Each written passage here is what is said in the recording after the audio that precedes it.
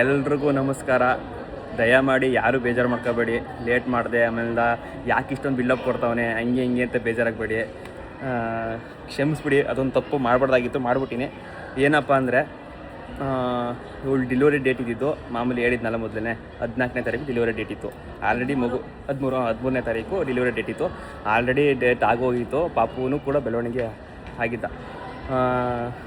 Date ಪ್ರಕಾರ ಹಾಸ್ಪಿಟ್ಲಿಗೆ ಕರ್ಕೊಂಡು ಹೋದಾಗ ಅವರು ಅಡ್ಮಿಟ್ ಮಾಡಿಕೊಂಡ್ರು. ಅಂದರೆ ನಮ್ಮ ಜೋಗೇಂದ್ರನಾಥ್ ಸರ್ ಅನ್ಗುಡಿಯಿಂದ ಇಲ್ಲಿಗೆ ಜಿಲ್ಲಾ ಹಾಸ್ಪಿಟ್ಲಿಗೆ ಕಳಿಸಿದ್ರು. ಅಡ್ಮಿಟ್ ಮಾಡಿಕೊಂಡ್ರು ಇಲ್ಲಿ ಜಿಲ್ಲಾ ಹಾಸ್ಪಿಟ್ಲು ಮೈಸೂರಲ್ಲಿ. ಅವರು ಚೆಕಪ್ ಮಾಡಿಬಿಟ್ಟು ನಾರ್ಮಲ್ ಆಗೋದು ಡೌಟು ಕಣಪ್ಪ, ಮಗು ತುಂಬ ಬೆಳವಣಿಗೆ ಆಗೈತೆ ಅಂತಲೂ ಕೂಡ ಹೇಳಿದರು. ನಮಗೂ ಒಂದು ಸ್ವಲ್ಪ ಭಯನೇ ಇತ್ತು, ನಾರ್ಮಲ್ ಆಗೋಕ್ಕಿಲ್ಲ ಅಂತಲೇ ಆಲ್ಮೋಸ್ಟ್ 2-3 ಡಾಕ್ಟ್ರುಗಳು ಹೇಳಿದರು. ಹಾಗೆ ಅಂದ್ಕೊಂಡಿದ್ದು. ನಾವು ಕರ್ಕೊಂಬಂದಿದ್ದು ಶನಿವಾರ 13ನೇ ತಾರೀಕು. 14ನೇ ತಾರೀಕು 14ನೇ ತಾರೀಕು ನಾವು ಬಂದಿದ್ದು. 13ನೇ ತಾರೀಕು ಅಲ್ಲಿಂದ ಅನ್ಗುಡ್ಬಿಟ್ಟು ಒಟ್ಟು 14ನೇ ತಾರೀಕು ಇಲ್ಲಿದ್ದು. ಡೇಟ್ ಪ್ರಕಾರ ಆಗಬೇಕಾಗಿತ್ತು. 15ನೇ ತಾರೀಕು ಡೆಲಿವರಿ ಆಗುತ್ತೆ ಅಂತ ಡಾಕ್ಟ್ರು ಕೂಡ ಹೇಳಿದರು. ಒಟ್ಟಲ್ಲಿ ಅಲ್ಲಿ ಏನಾರು ಆಗಲಿ ಅಂದರೆ ಸಿಜರಿಂಗ್ ಮಾಡ್ತೀನಿ ಅಂತಲೂ ಹೇಳಿದರು. ನಮಗೆ ಸಿಜರಿಂಗ್ ಆಗಿಬಿಡ್ತದೇನೋ ಅಂತಲೂ ಅಂದ್ಕೊಂಡಿದ್ದು. ಒಟ್ಟಿನಲ್ಲಿ ನೈಟ್ ಒಂದು 11:30 ಇವಳಿಗೆ ಹೊಟ್ಟೆ ನೋವು ಸ್ಟಾರ್ಟ್ ಆಯಿತು. ಪಾಪು ಕೂಡ ತಿರುಗೋತು. ಮೊದಲು ಹೇಳಿದ್ದು ಪಾಪು ತಿರುಗೋದಿಲ್ಲ ಅಂತಲೂ ಹೇಳಿದರು. ಅದು ಒಂದು ಭಯ ಇತ್ತು. ಒಟ್ಟಲ್ಲಿ ಪಾಪು ತಿರುಗಿ ಇವಳಿಗೆ ಹೊಟ್ಟೆ ನೋವು ಸ್ಟಾರ್ಟ್ ಆಯಿತು. 11:30 ಇವಳು ಡೆಲಿವರಿ ರೂಮ್ಗೆ ಹೋಗಿದ್ದು. ಹೆಚ್ಚು ಕಮ್ಮಿ ಡೆಲಿವರಿ ಆಗಿದ್ದು 1:15 ಎಷ್ಟು ಟೈಮು 1 ಗಂಟೆ 38 ನಿಮಿಷಕ್ಕೆ ಡೆಲಿವರಿ ಆಯಿತು. ಡೆಲಿವರಿ ಆಗೋದಾಯಿತು. ಏನಪ್ಪ ಅಂದರೆ ಹೊಟ್ಟೆ ಒಳಗಡೆ ಪಾಪು ನೀರು ಕುಡಿದ್ಬಿಟ್ಟಿತ್ತು. ಹಾಗಾಗಿ ಇಮ್ಮಿಡಿಯೇಟ್ಲಿ ಚೆಲುವಮ್ಮ ಹಾಸ್ಪಿಟ್ಲಿಗೆ ಟ್ರಾನ್ಸ್ಫರ್ ಮಾಡಿದ್ರು ಪಾಪುನ. ನನ್ನ ಹೆಂಡ್ತಿ ಜಿಲ್ಲಾ ಹಾಸ್ಪಿಟ್ಲಲ್ಲೇ, ಪಾಪು ಇಲ್ಲಿ. ಈ ಥರ ಆಯ್ತಲ್ಲ ಅಂದ್ಬಿಟ್ಟು ನಾನು ಕೂಡ ವೀಡಿಯೋ ಮಾಡಿರಲಿಲ್ಲ. ಅಂದರೆ ಪಾಪು ಎಲ್ಲ ಆರೋಗ್ಯಕ್ಕೆ ಐತಂತ ಹೇಳಿದರು. ಆದರೆ ಈ ಥರ ನೀರು ಕುಡ್ಬಿಟ್ಟಿದ್ನಲ್ಲ, 48 ಗಂಟೆ ಟೈಮು ಅಬ್ಸರ್ವೇಷನ್ ಇರಬೇಕು ಅಂದ್ಬಿಟ್ಟು ಡಾಕ್ಟ್ರು ಹೇಳಿದ್ರು, ಎಲ್ಲ ಹೇಳ್ಬಿಟ್ರು. ಅದೊಂದು ಭಯ ಬೇರೆ ಇತ್ತು. ಒಟ್ಟಲ್ಲಿ ಅಬ್ಸರ್ವೇಷನ್ ಎಲ್ಲ ಮುಗಿದ ಮೇಲೆ ಈಗ ಪಾಪು ನಾರ್ಮಲಿಗೆ ಬಂದರು. ನೆನ್ನೆ ಅಂದರೆ ಡೇಟು ನೆನ್ನೆ ಎಷ್ಟು 16? ನೆನ್ನೆ 17. ನೆನ್ನೆ ನನ್ನ ಬರ್ತಡೇ ದಿನವೇ ಹೋಟೆಲಿ ಕೊಟ್ಟರು ಪಾಪುನ. ಈಚೆಗೆ ಕೊಟ್ಟಾಗ ಸ್ವಲ್ಪ ಮನಸ್ಸು ಸಮಾಧಾನ ಆಯಿತು. ನೆನ್ನೆನೇ ವೀಡಿಯೋ ಮಾಡೋಣ ಅಂತ ಅಂದ್ಕೊಂಡಿದ್ದೆ. ಬಟ್ ಇನ್ನೊಂದೇನಪ್ಪ ಅಂದರೆ ಖುಷಿ ವಿಚಾರ ಅಂದರೆ, ನಾನು ಹುಟ್ಟಿದ್ದು ಶಿವರಾತ್ರಿಗೇ, ನಮ್ಮ ಪಾಪು ಕೂಡ ಹುಟ್ಟಿದ್ದು ಶಿವರಾತ್ರಿಗೇ. ಒಂದು ಕಡೆ ಒಂದು ಖುಷಿ, ನನ್ನ ಬರ್ತಡೇ ಟೈಮಲ್ಲಿ ಕೂಡ ನನ್ನ ಪಾಪು ಆಗೈತೆ ಅಂತ. ಆಮೇಲೆ ಶಿವರಾತ್ರಿಗೆ ಹುಟ್ಟಿರೋದು ಇನ್ನೊಂದು ಖುಷಿ.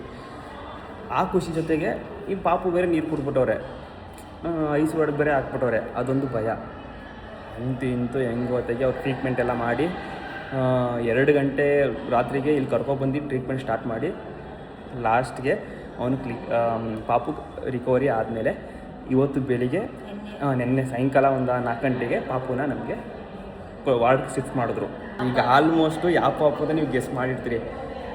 ಯಾವ ಪಾಪು ಅಂದರೆ ಶಿವರಾತ್ರಿ ದಿನ ಹುಟ್ಟಿದ್ದು ಶಿವಪುತ್ರ, ಅಂದರೆ ಗಂಡು ಪಾಪು ಆಗಿದೆ.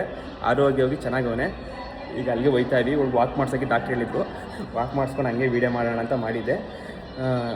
ನನಗೆ ಪಾಪು ಆಗಿರೋದು ಶಿವಪುತ್ರ, ಅಂದರೆ ಗಂಡು ಪಾಪು. ಅದೊಂದು ಖುಷಿ ವಿಚಾರ. ಶಿವರಾತ್ರಿ ದಿನ ಶಿವಪುತ್ರ ಹುಟ್ಟವನೆ ಅಂತ ಭಾರಿ ಖುಷಿ ಆಯಿತು ಮಾತ್ರ. ದಯಮಾಡಿ ಕ್ಷಮಿಸಿ. ಹಂಗೆ ಹಿಂಗೆ ಅಂತ ಎಲ್ಲ ನಿಜವೂ ಕಮೆಂಟ್ ಬಾಕ್ಸಲ್ಲಿ ಆಗ್ತಾಯಿದ್ದೀರಿ. ಯಾಕೆ ಇಷ್ಟೊಂದು ಬಿಲ್ಡಪ್ ಕೊಡ್ತೀಯಾ ಏನು ಅಂತ. ಏನಕ್ಕೆ ಅಂದರೆ ನಾನು ಯೂಟ್ಯೂಬಿಗೆ ಸ್ಟಾರ್ಟ್ ಮಾಡಿರೋದಲ್ವ, ಅದರಿಂದ ಯೂಟ್ಯೂಬಲ್ಲಿ ನೋಡಲಿ ಅಂತ ಖುಷಿ ಅಷ್ಟೇ.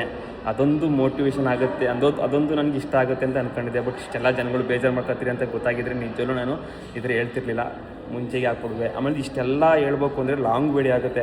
ಇನ್ಸ್ಟಾಗ್ರಾಮಲ್ಲಿ 1 ನಿಮಿಷ ವೀಡಿಯೋ ಮಾತ್ರ ಹಾಕೋಕ್ಕಾಗೋದು. ಈಗ ಇಷ್ಟೆಲ್ಲ ಹಾಕೋಕ್ಕಾಗಲ್ಲ ಅಂದ್ಬಿಟ್ಟು ಯೂಟ್ಯೂಬಲ್ಲಿ ಹಾಕ್ತೀನಿ ಅಂತ ನಾನು ಹೇಳಿದ್ದು. ಮಗ ಬಾಣ್ತಿ ಕೂಡ ಇಬ್ಬರು ಸುಖವಾಗಿ ಚೆನ್ನಾಗಿದ್ದಾರೆ. ಪಾಪು ಮಗು ಇರೋಕ್ಕೆ ತುಂಬ ಕಷ್ಟ ಬಿದ್ದಲು. ನಿಜವೂ ಪುನರ್ಜನ್ಮ ಅನ್ಬೇಕು. ನನ್ನ ಹೆಂಡ್ತಿ ಮಾತ್ರ ಗ್ರೇಟ್ ಜಾಬ್.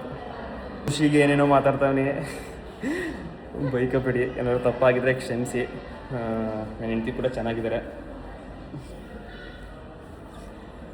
ಒಟ್ಟಿನಲ್ಲಿ ಸಿಜರಿಂಗ್ ಆಗಿದ್ದರೆ ಕಷ್ಟ ಆಗ್ತಾಯಿತ್ತು. ಹೆಂಗೋ ನಾರ್ಮಲ್ ಆಯಿತು, ಅದು ಖುಷಿ ಆಯಿತು. ಈಗ ಬನ್ನಿ ಪಾಪು ಹತ್ರ ಹೋಗ್ತಾ ಇದ್ವಿ, ಹೋಗ್ಬಿಟ್ಟು ತೋರಿಸ್ತೀವಿ.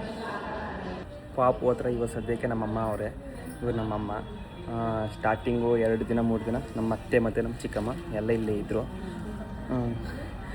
ಪಾಪು ನೋಡಿ ಅಲ್ಲಿ ಮನಗಿದ್ದಾನೆ. ಬಟ್ ಪಾಪು ಎಲ್ಲ ತೋರಿಸಿದ್ರೆ ಎಲ್ಲ ಬೈತೀರಿ, ಏನಾದ್ರೂ ದೃಷ್ಟಿ ಆಗುತ್ತೆ ಅಂತ.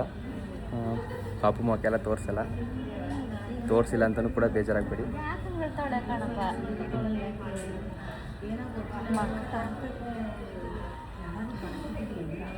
ಏನಾದ್ರು ತಪ್ಪಿದರೆ ದಯಮಾಡಿ ಕ್ಷಮಿಸಿ, ಸಾರಿ. ಆದರೂ ಅದೊಂದು ತಪ್ಪು ಮಾಡಬಾರ್ದಾಗಿತ್ತು. ನನಗೆ ಈಗ ಯೋಚನೆ ಮಾಡ್ತಾನೆ, ಇಷ್ಟೊಂದು ಬಿಲ್ಡಪ್ ಕೊಟ್ಟನಲ್ಲ, ಇಷ್ಟೊಂದು ಈ ಥರ ಅನ್ಕೋಬಿಟ್ನಲ್ಲ, ಯಾಕೆ ಇಷ್ಟೊಂದು ಇದು ಮಾಡ್ಬಿಟ್ಟೆ, ಜನಗಳು ನಿಜ ಬೇಜಾರಾಗಿರ್ತಾರೆ ಅಂದ್ಕೊಂಡು ಅಂತಲೂ ಬೇಜಾರಾಯ್ತು ನನಗೆ. ಕ್ಷಮಿಸಿ, ಈ ಥರ ಮಾಡಬಾರ್ದಾಗಿತ್ತು. ಆಮೇಲೆ ಪಾಪು ಕೂಡ ಬೇಗನೆ ಅವನು ಯಾವುದೇ ರೀತಿಯ ಸಮಸ್ಯೆ ಇಲ್ದಂಗೆ ಹುಟ್ಟಿದ್ರೆ ಪಟ್ಟಂತ ನಾನು ಕೂಡ ರಿವೀಲ್ ಮಾಡಿಬಿಡುವೆ ಖುಷಿಗೆ. ಅದು ಬೇರೆ ಬೇಜಾರಾಗ್ಬಿಡ್ತು. ಬಟ್ ಕ್ಷಮಿಸಿ, ಏನಾದರೂ ತಪ್ಪಾಗಿದ್ದರೆ ಕ್ಷಮಿಸ್ಬಿಡಿ.